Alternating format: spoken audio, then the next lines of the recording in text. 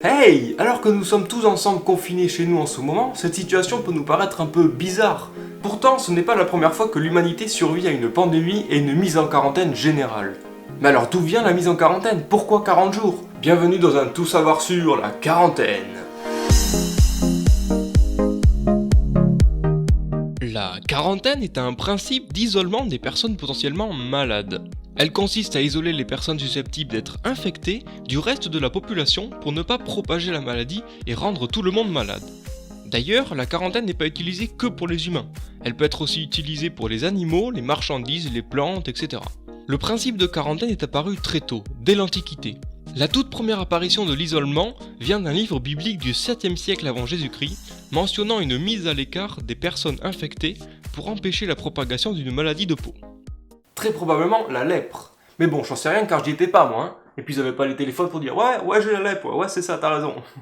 C'est au Moyen-Âge, vers le 14e siècle, que la quarantaine revient en force et se diffuse en Europe à cause de la lèpre et de l'arrivée de la peste noire qui fait des ravages.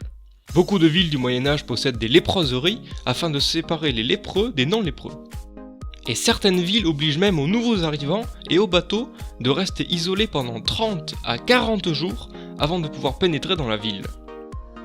Au XVe siècle, Venise construit le premier lazaret, sur une petite île proche de la ville. C'est un établissement de mise en quarantaine pour les équipages, les passagers, les marchandises qui proviennent de ports touchés par la peste.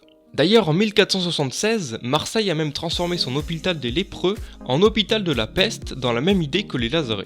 L'Angleterre suit le mouvement elle aussi très touchée par la peste.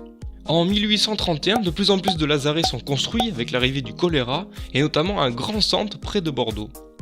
Plus tard, aux États-Unis, les astronautes des missions Apollo qui avaient été sur la Lune ont eux aussi eu le droit à une mise en quarantaine après leur retour sur Terre. Pour savoir s'ils étaient en bonne santé et pour ne pas propager une potentielle maladie lunaire. Qui aurait pu tous nous tuer, ah! D'ailleurs, aujourd'hui, dans le Code international maritime, il existe le drapeau Lima, qui veut dire, s'il est affiché dans un port, que les navires sont en quarantaine. Donc finalement, l'humanité aura passé une partie de son existence à mettre en quarantaine les personnes malades pour éviter les propagations de maladies graves. Mais alors d'où vient le mot quarantaine?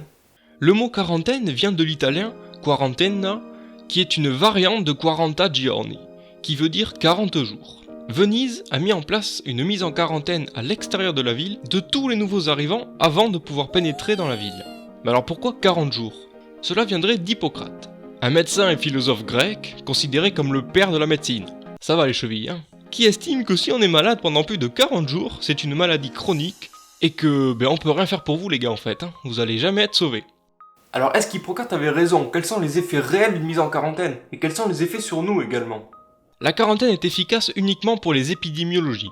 Par exemple, une mise en quarantaine ne sert à rien pour le virus Ebola si l'on n'a pas de symptômes, cela veut dire que l'on n'est pas contagieux. De plus, il ne se transmet pas par les voies aériennes mais par contact physique ou à travers les fluides. Par contre, la grippe ou le coronavirus, comme on le connaît bien aujourd'hui, eux se propagent par voie aérienne. Il est donc compliqué à contenir comme virus, d'où le confinement pour stopper la propagation.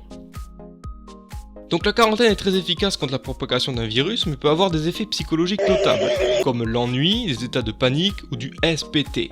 Ouais, je me la pète un peu avec ces petits mots là. Tu sais pas ce que c'est, hein? C'est du stress post-traumatique. C'est quand tu as été exposé à une situation stressante pendant un certain moment, qu'ensuite tu as du stress quand tu reviens à une situation plus ou moins normale. Les militaires notamment sont très touchés par le stress post-traumatique quand ils reviennent chez eux après une longue mission en guerre.